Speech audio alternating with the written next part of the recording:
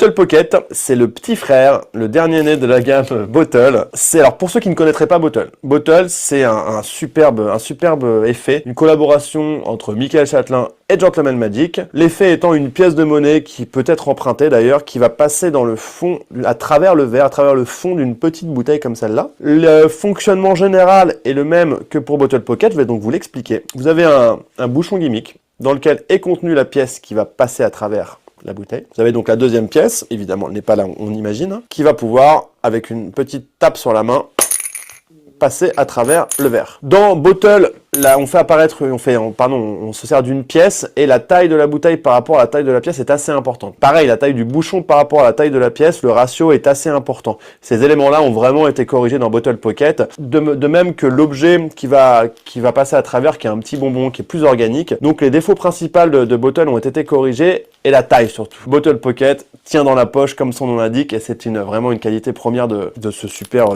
petit objet. On va rentrer tout de suite dans les explications un peu plus détaillées et les différences aussi entre Bottle maintenant. Donc Bottle Pocket, on n'est plus sur des pièces, on est sur des bonbons. On pourra aborder les différents types de bonbons à faire apparaître. Le bonbon qui fonctionne le mieux étant quand même le M&M's, pour pas citer de marque. Le côté bonbonnière aussi, que le côté coloré bonbonnière fonctionne très très bien. Et encore une fois, ça tient dans la poche, ce qui fait que vous pouvez l'emmener partout sur vous et présenter ça. Il y a différentes manières d'utiliser, deux grandes manières d'utiliser Bottle Pocket, principalement en fonction des équivoques que vous pouvez utiliser. Équivoque, aussi appelé le choix du magicien, vous permet de donner l'illusion à un spectateur du choix d'un objet, alors qu'en réalité, c'est le magicien qui le guide vers cet objet. Je vais vous présenter donc les différentes manières, mais avant cela, peut-être on va parler du gimmick. C'est à peu près le même que pour la version plus grande, sauf que cette fois-ci, hop, j'ai un deuxième bouchon ici qui n'est pas chargé, je vais vous le montrer. Dans cette version, le bouchon a été beaucoup plus creusé. Je sais pas si vous le voyez bien ici à la caméra. Vous voyez, le bouchon est vraiment beaucoup plus creusé. Il reste quand même une bonne couche de liège qui fait qu'il est pas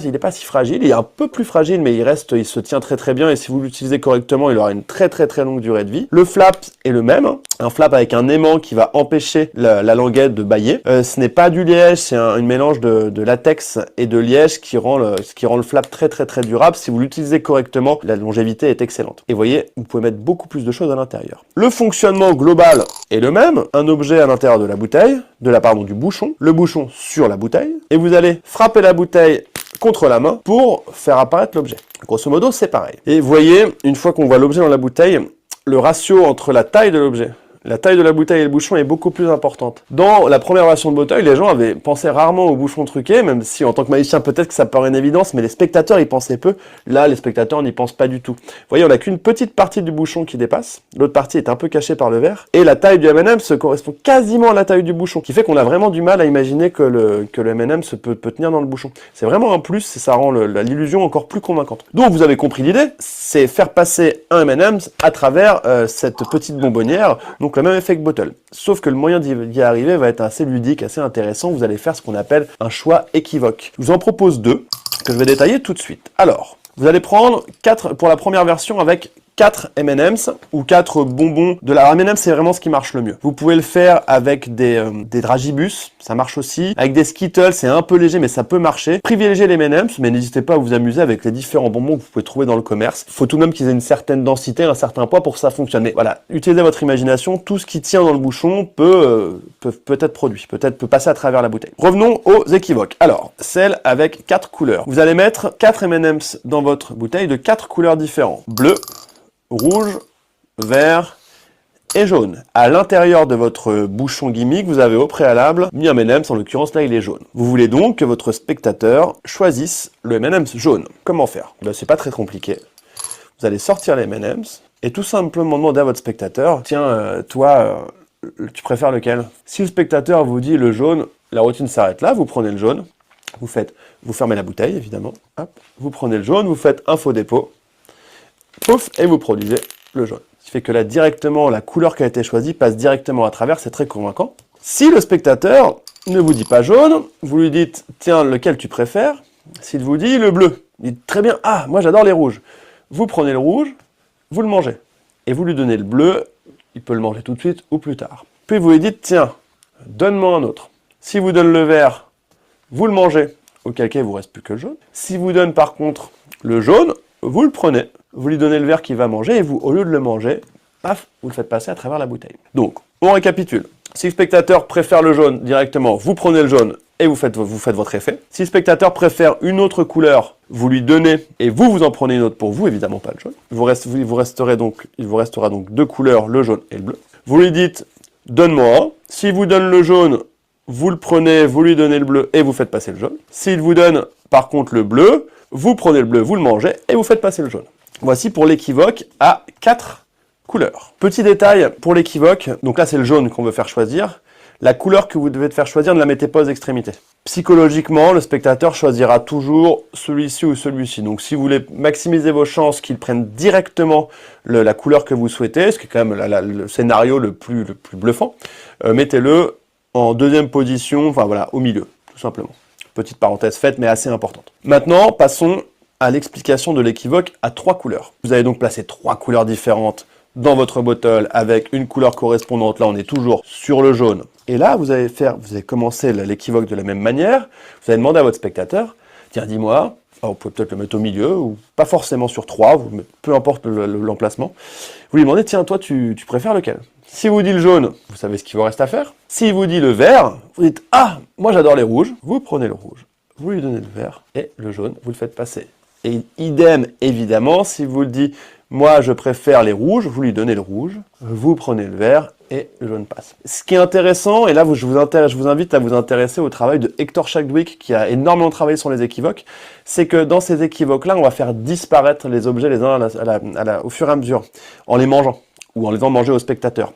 Commencez d'ailleurs toujours par le manger vous-même. On est quand même sur un scénario où vous faites manger des bonbons à quelqu'un, donc vous pouvez peut-être le mettre un petit peu en confiance, vous pouvez le manger vous-même et ne l'obligez pas à le manger. Vous pouvez dire tiens, je te le donne, tu peux le manger ou le garder pour plus tard. C'est des petits détails, mais ça fait sens. Donc moi si je le mange et si le spectateur le mange, il n'y a plus rien. Les objets ont disparu, il reste vraiment plus que celui-là. Ça rend l'équivoque encore plus crédible et c'est vraiment intéressant sur ce type de numéro, c'est la crédibilisation de l'équivoque. Parenthèse faite. Hop, vous avez mangé tout ça. Il vous reste à faire la passe technique. Je vous en propose plusieurs. La première, très connue, ce que Jean-Eugène Robert-Roubain appelait le tourniquet, qu'on va appeler un... Eh ben écoutez, ça m'échappe. Hop, cette passe-là. Un French drop, merci beaucoup. Aux techniciens en coulisses, merci beaucoup. Donc French drop ou tourniquet en français. Hop, vous droppez l'objet, vous faites mine de le prendre, et vous pointez ou pas. Encore un éternel débat dans lequel je ne rentrerai pas. Tac. Ici, et... vous faites votre production. Première chose. Deuxième, vous pouvez tout simplement le mettre ici à la base des doigts, ce qui fait que quand vous tournez la main, vous voyez, ça va rester. Et vous pouvez faire une fausse prise. Vous voyez, ça marche aussi bien, ce qui vous permet en plus de prendre après l'objet et de faire apparaître. Détail logique, mais qui a son importance, ça va être le positionnement de vos doigts sur le bouchon, sur la bouteille et le bouchon. Si vous mettez vos mains devant et que vous tapez, forcément la production, on la verra pas. Donc soit vous tournez votre corps et vous tapez, soit vous prenez par le bouchon, comme ce qui fait qu'à tous les angles, on pourra le voir apparaître. C'est la solution que je vous recommande. Vous prenez, pas par le bouchon, mais par la petite collerette en verre qui est sous le bouchon, juste comme ceci. Et là, vous allez taper ici, qui permettra de voir sous tous les angles. Et vous aurez toujours l'autre caché à l'intérieur de la main. Voici pour la première phase technique de l'effet. Vous aurez noté, en ouvrant votre bottle pocket, qu'on vous a fourni un deuxième bouchon, qui est similaire au premier, mais qui n'est pas gimmick. C'est si vous le souhaitez, encore une fois, vous vous rendrez compte en le faisant que c'est pas forcément nécessaire, mais on vous donne la possibilité de le faire. Vous pouvez faire un change de bouchon à la fin. Exemple, vous l'avez dans votre poche, pour ma part extérieure droite. On va le faire pour de vrai. Hop. Donc, hop, vous prenez, faites une fausse prise de votre bonbon. Vous produisez. Vous pouvez montrer, vous êtes clean ici. Puis vous allez demander au spectateur de tendre sa main. Vous ouvrez le bouchon. Vous le versez dans sa main et pendant ce temps-là, vous mettez la main dans votre poche. Vous droppez votre bonbon et le bouchon gimmick. Et vous ressortez naturellement l'autre bouchon. Et là, vous êtes clean. Vous pouvez tout leur laisser à l'examen. C'est terminé, c'est inexplicable. Et pour qu'ils se remettent de leurs émotions, vous leur donnez un petit morceau de sucre. Il y a d'autres choses que vous pouvez faire avec votre bottle pocket. En l'occurrence, si vous souhaitez faire la même routine que le bottle classique, avec des pièces plus petites, vous pouvez le faire. Alors, dans cette version-là, seule la pièce de 10 centimes va fonctionner. Vous pouvez même en mettre plusieurs à l'intérieur. Mais ça va être le même fonctionnement. Vous allez vous charger votre bouchon avec une pièce de 10 centimes. Et elle passe à travers. Donc c'est le même effet que bottle. Vous pouvez, si vous avez envie de le faire, vous pouvez totalement le faire. Vous pouvez vous amuser à mettre plusieurs pièces de 10 centimes. Si vous voulez, par exemple, en faire passer 2 à travers en même temps, c'est possible. Vous en mettez 2. Et vous voyez, hop, petit choc, les deux vont se produire. Ensuite, Voilà, on vous a présenté les routines qui fonctionnent le mieux, les équivoques avec les bonbons. Vous pouvez, enfin, sentez-vous libre vraiment, j'invite toujours les gens à mettre leur propre créativité dans les produits que je crée, sur lesquels je collabore. Là, par exemple, vous pouvez mettre une pièce de 10 centimes dans le fond de votre bouchon et un M&M's. Hop. Si vous faites ça, vous voyez, paf, vous allez pouvoir produire les deux en même temps. Vous pouvez peut-être alors imaginer une routine avec deux équivoques. Donc une équivoque avec des pièces, une équivoque avec des M&M's. Le gimmick, elle a la taille du gimmick, vous permettant de mettre plusieurs objets dedans, vous permet de créer vos propres routines. Donc je vous ai présenté celles que moi je réalise. Celles qui, à mon sens, sont les plus efficaces. Mais c'est pas pour autant que vous pouvez pas créer les vôtres et que vous pouvez pas jouer avec ça, avec différents objets. Par exemple, alors moi je le fais pas nécessairement parce que ça met un petit peu de grains comme ça de sucre, mais avec des petits sucres, ceux-là sont des sucres qui sont sécables, qui se cassent, et bien ils vont rentrer dedans également, un peu plus difficilement, et vous pouvez les produire. Pourquoi pas mettre plusieurs sucres et faire passer. Ouais, c'est un outil qui est assez versatile, et tant que l'objet rentre dans le bouchon et qu'il est assez dense, il passera à travers. Donc voilà, libre à vous d'utiliser votre imagination et de nous créer des superbes routines, venir nous voir dans les salons et nous montrer ce que vous avez fait avec, c'est toujours un grand plaisir de partager. Le gimmick fonctionne comme celui de Bottle, vous l'avez compris. Il est tout de même un tout petit peu plus délicat. Le bouchon est plus creux, je vous l'ai déjà dit. Le flap est un peu plus fin, l'épaisseur est un peu plus fine. Si vous voulez que votre gimmick vous dure toute votre vie, utilisez-le avec précaution. C'est une colle très efficace, donc ne tirez pas dessus, vous risquez de tout arracher, hop, vous risquez de tout arracher, mais tout de même, à chaque fois que vous chargez un objet à l'intérieur, faites-le délicatement, ne tirez pas trop fort dessus, vous voyez, ouvrez-le, tenez-le avec votre pouce, chargez-le, ne venez pas tirer directement la languette, tout ça c'est du bon sens, mais j'insiste vraiment là-dessus pour que vous puissiez jouer avec ça le plus longtemps possible. Merci à tous de vous être procuré Bottle Mini, j'espère vraiment que vous allez vous éclater avec. C'était Urbain pour Gentleman Magic, je vous dis à très bientôt.